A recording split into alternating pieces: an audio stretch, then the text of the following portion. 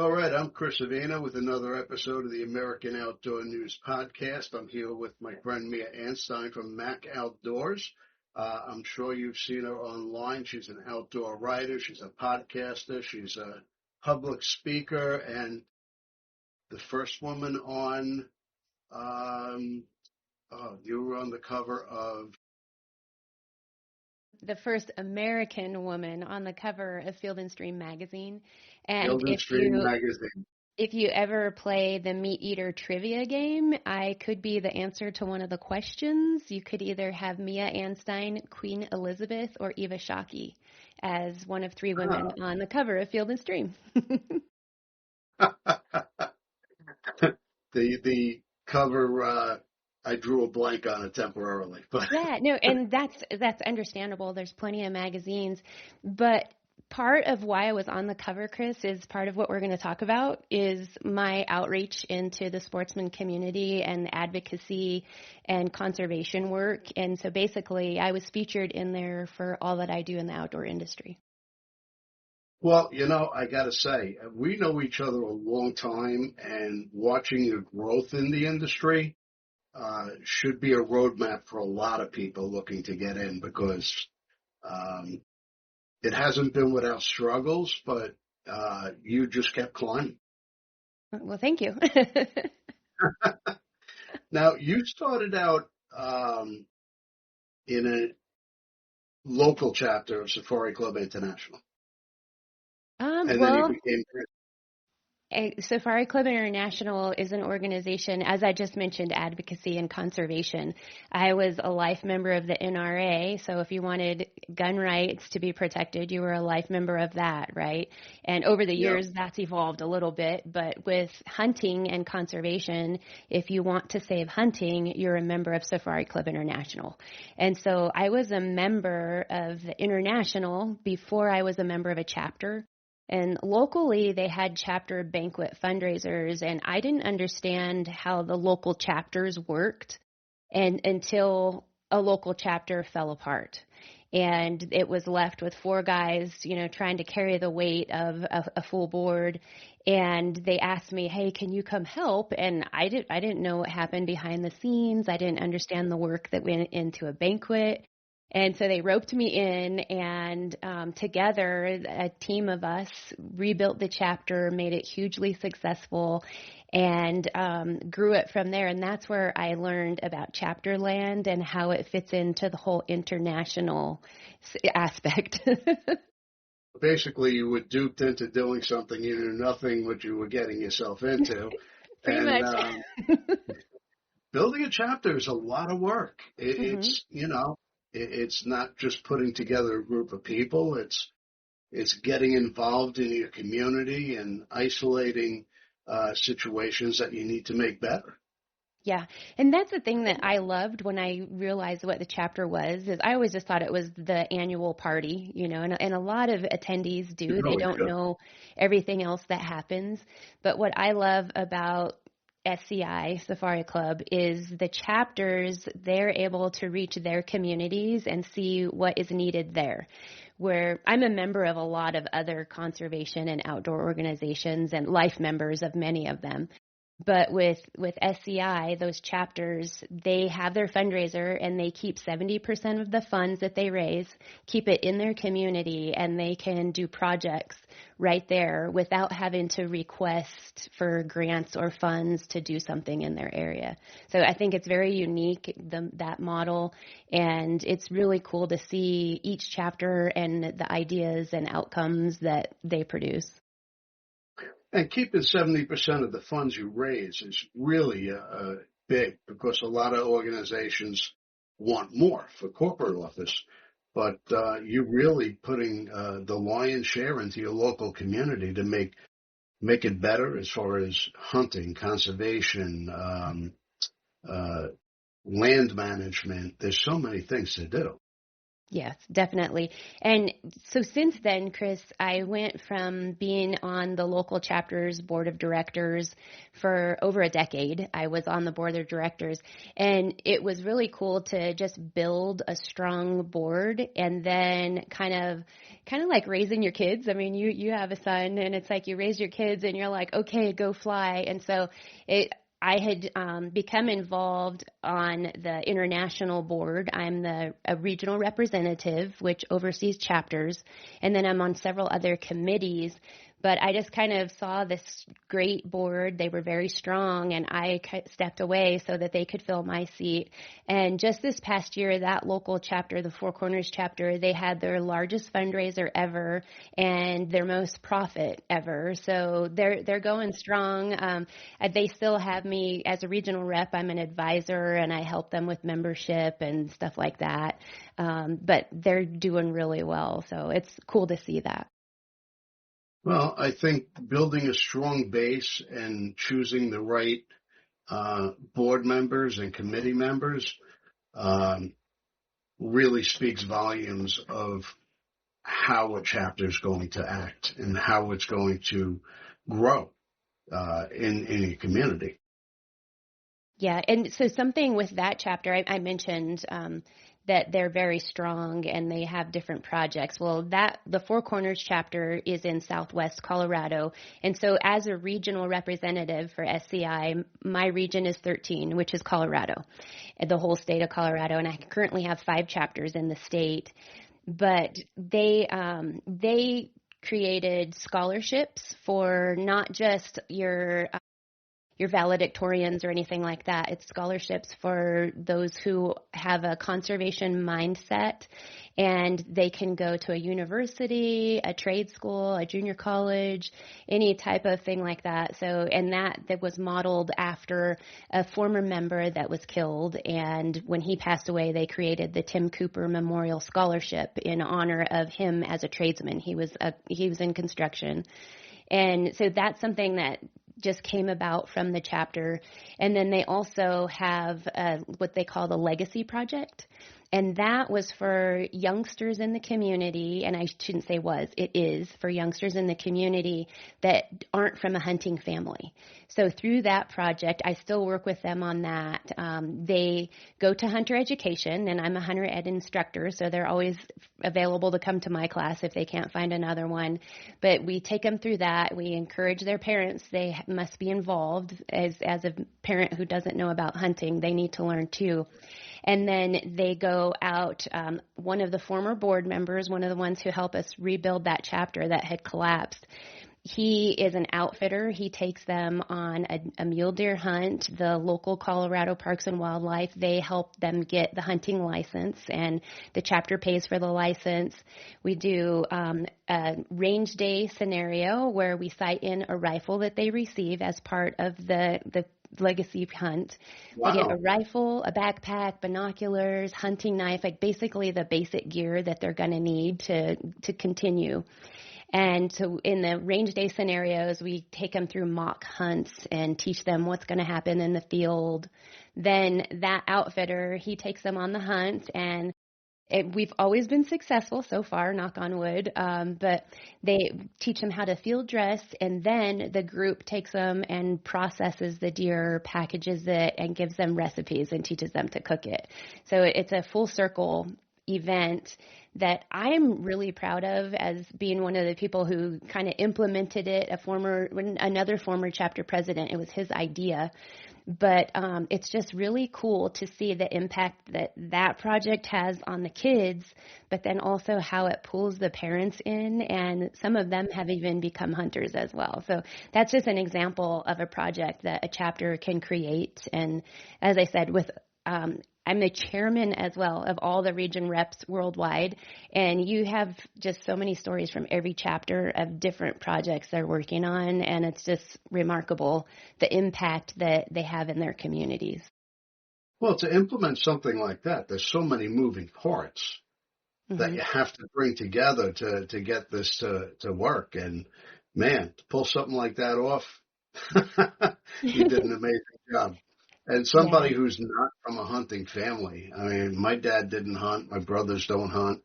Um, my uncle introduced me to hunting and camping. He used to take me camping as a kid with my cousins, and he took me on my first hunt. And I got to say, my uncle is probably the worst hunter I've ever met. I can't remember him ever shooting a deer, but he made the whole thing fun. You Mhm. know what I mean? The camp was fun, getting up in the morning, getting out in the field. And your deer camp is, I say it's, for me, it's half the fun. Yes. Uh, And your so uncle had probably everybody has their reasons for hunting, and usually like when I teach, I ask people why they hunt, and I tell them to think of that reason why they hunt, so that when they run into somebody, maybe they're in their camo at their grocery store, and someone asks why would you kill an animal, they can tell their reason. And it sounds like your uncle's reason was probably to be connected to the outdoors, or maybe taking community and family and being out there with them. it was more being out with his sons and me and some of our friends. He was like the chaperone. Yeah. He didn't spend a lot of time in the field, but he took us and make sure everything was safe. And, he made it a fun event for everybody. And, we look forward to it. And, here we are. I'm not going to say how many years later, but it's been a while. The years are flying by. And, the older we get, the faster it goes. For sure. So what committees do you serve on nationally? I know you go to Washington every year with Safari Club. And sit before your local legislators and congressmen and discuss important topics, especially what's going on in Colorado. Um, I know there's a lot to talk about, and there's a fight ahead of us. Yeah. The fight is it's worldwide, not just in Colorado. But so I've gone to DC for quite a while. I've spoken on Capitol Hill. I've testified. I've spoken alongside congressmen, mostly for gun rights. And then I used to go with the Women for Gun Rights with Diana Muller, and that's one woman from every state until we found a state delegate that lives closer to Denver. I'm 6.5 hours from Denver. So we found somebody to take my place to do that. And I'm always available for them if they need me in a pinch. But it's nice to get other people involved, and it's nice to have a variety of voices. But with SCI, we also go to DC. We have a lobby day every year, and that coincides with our annual board meetings. We have 3 board meetings a year for the Safari Club International Board of Directors. But that's a time where we get a lot of fellowship. We get a lot of community time and get to visit with one another. We also have a board meeting during convention, which currently is in Nashville, Tennessee.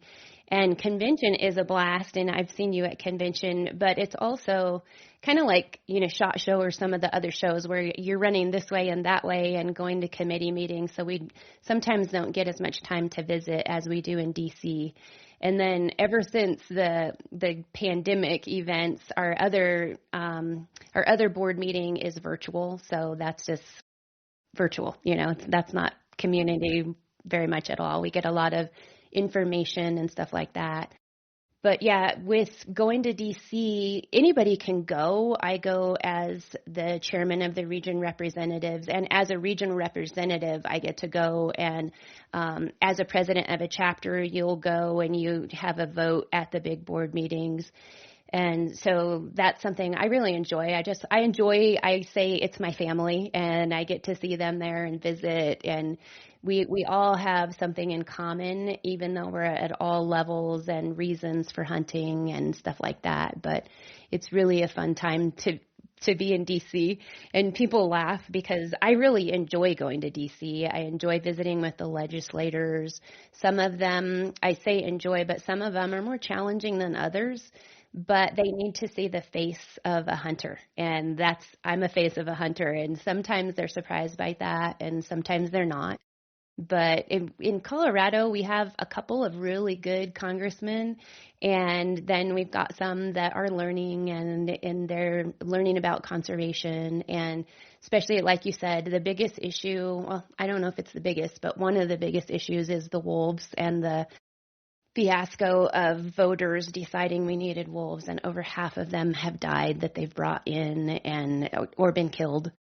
And so that's just not what the voters thought they were voting for. And our legislators are trying to work on that and hopefully to make it better for the wolves and for ranchers. And as a hunter, I'm like, well, if they're here, let's figure out how we're going to manage them someday, and we'll have revenue from a hunter coming in, right? But that's probably down the road a long ways, and that's something we're working on in the upper Midwest and in the Northwest, in Montana, Idaho, Washington, Oregon, California. So I'm happy to be able to visit with them and have a whole team of attorneys that go and testify about polar bears and, in all different things that are going on in the wildlife world. Yeah. In fact, your Congresswoman, Lauren Boebert, co-wrote a bill with Wisconsin Congressman Tom Tiffany about delisting the wolves and having the states manage them as need be, like they manage deer and every other species. And they've both been on the podcast before to discuss the bill, and it looks like it's pushing forward, but the slow wheels of justice, they take time. Right now, with the administration we have in D.C., it's a time to move the needle, although it's always a slow process. But SCI is working with all of the federal entities to keep hunting and access and to hopefully manage wolves. So we've got professionals that have our best interests that are working on that. And at the Hunters Embassy on Capitol Hill, that we're there year round. That's great. So what other committees do you serve on? So as I said, I'm the chairman of the Region Representatives, which puts me on the Membership and Development Committee. So when your chapter gets to be approved, I'm on that committee that approves the new chapters. And we come up with ideas how to grow the membership of Safari Club International. I was on the awards committee. This year I stepped down. You interviewed the young hunter. Well, you interviewed the females, some of them that have won the Young Hunter Award. They're male and female award winners in the past, over 50 of them. But I used to be on the awards committee, and Libby Gear, who you interviewed, I'm hoping that she'll get selected, or I don't know if others may have applied to, but I would like one of them to have a voice on that committee. So I did not reapply for that. But I also sit on the CITES committee dealing with international wildlife, and I'm an American voice on that committee. I'm on the ethics committee. That one's one that it can get contentious at times, but it's important, and it's part of something that's hugely important to me to conserve and keep hunting around. We have to be ethical hunters. So I'm on a lot of I am involved in a lot of other aspects. I'm a mentor, and and a contractor with the foundation. So I do mentored events and facilitate at some of the events for new hunters. And coming up, I don't know when your episode will air, but we have a women's wild game culinary event that we're going to be doing at Legends Ranch in Michigan, and I'll facilitate that. So the ladies are going to have some outdoor events and then learn how to field dress, cook, prepare game and fish, and hopefully that'll be a ton of fun. So it's like a hunt camp. Yeah, kind of like a hunt camp. We won't be hunting, but there will be outdoor activities and stuff like that. And the idea is to pull in and connect people that maybe not everybody wants to hunt. And some of these ladies, their husbands or, family members hunt, and just give them an idea of how it all goes together, maybe what wine pairings go with fish or venison or something like that. And Yeah. yeah. I'm maybe. Well, I think we all like food.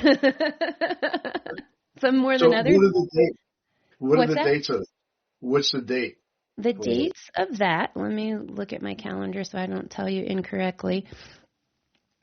That women's event is June 25th through 27th.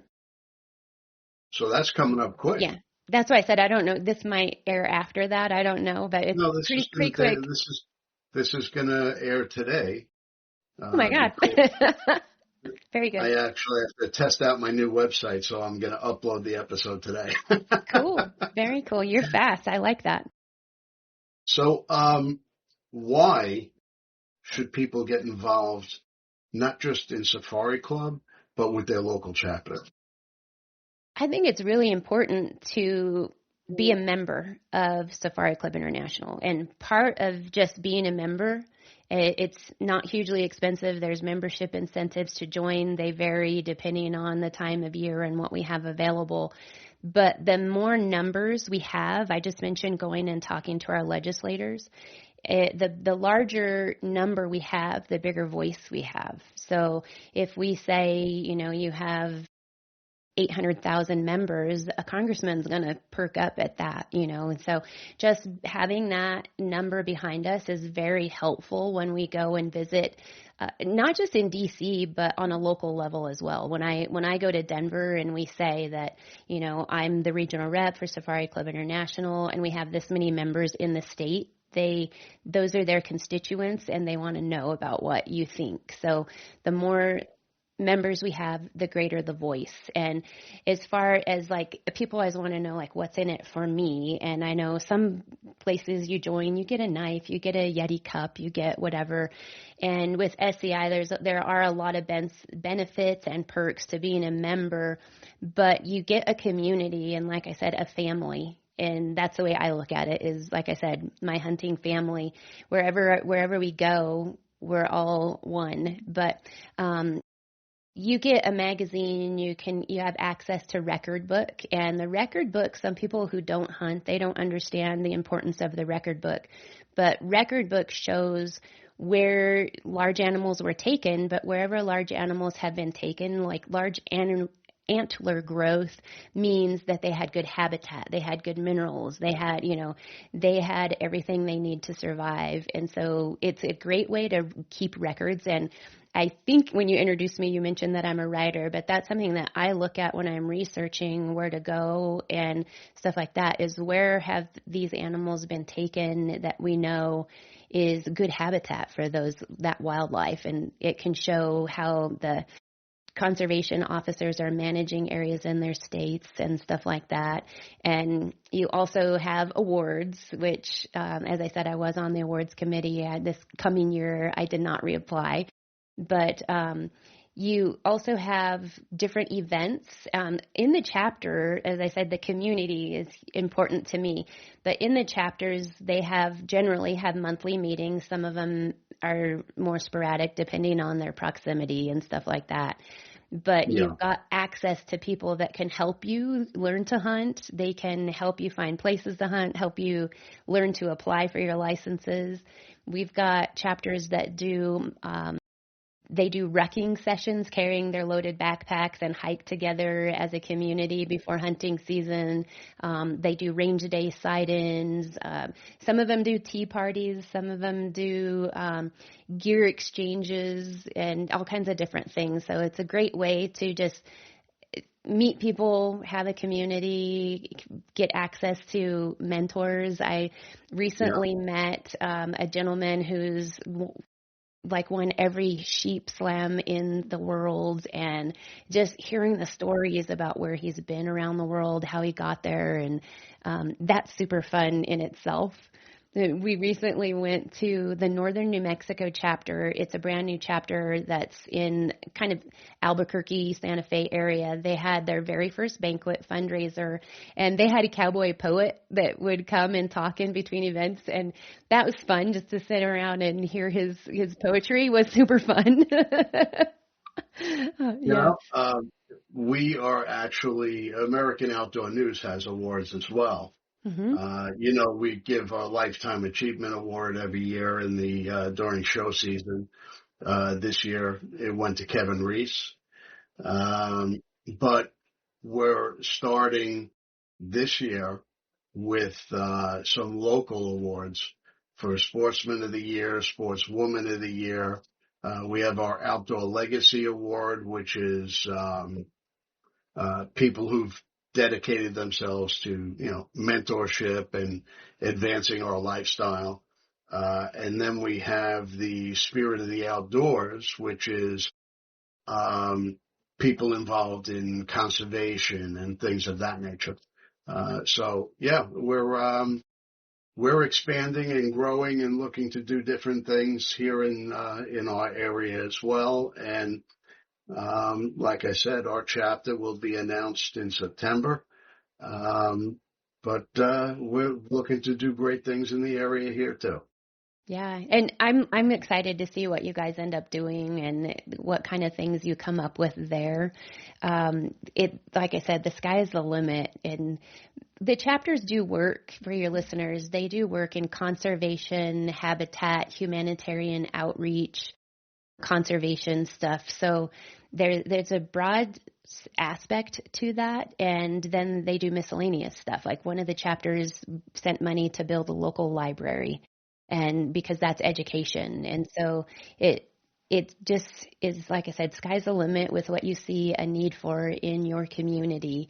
And I think it's really neat to see on some of the boards, there's people who they want to be involved. They're like, you guys could do this. I want to be involved. And within that, you mentioned about committees on the Safari Club International level, but in the chapters, they also have committees. And I know you were kind of giving me a hard time on Facebook Messenger about you wanted to interview me for Sables. Well, Sables is a committee within SCI, and also within the chapters have Sables committees, some of them. I mean, it's up to the chapter whether they want to or not. But within my region, I have the Denver chapter has probably the most long-running and largest Sables committee, and they do ladies events. They do pheasant hunts where they take a bunch of ladies out and pheasant hunt. They do all kinds of different things based on what they see a need to do. And then the Four Corners chapter also has a Sables committee, and they are doing next weekend, they'll have a women's fly fishing clinic. This will be their third annual one.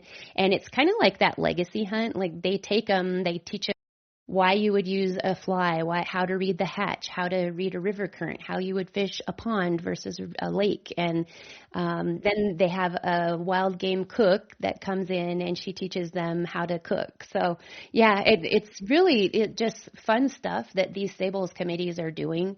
And they have, again, just like the chapters, they have their niche in their areas. And then, like, they have humanitarian committees within their chapters. So I have the Colorado chapter, Denver chapter, and the Four Corners chapter all have humanitarian committees. The Colorado chapter they're in Colorado Springs, so they have the military base there, and their humanitarian projects is largely with the veterans and the military. So it's really cool to me, it's great to be a part of that. And just if you're a member of a chapter, you can say, I support this. So. Well, it all culminates in February, well, this year, January, at the National Convention in Nashville, which is always a great time where, the different committees meet. And like you said, it's always so busy. I mean, it's like ships in the night. You get to see all your friends, but you don't always get to spend time with them because we're running from one event to another, different committees and different sponsors. And I think at the Nashville Convention, I did 18 interviews alone that weekend. So I didn't get to see a lot of the floor, but I saw the floor. Yeah, and the floor is fun too, to go see some of the outfitters that you've hunted with.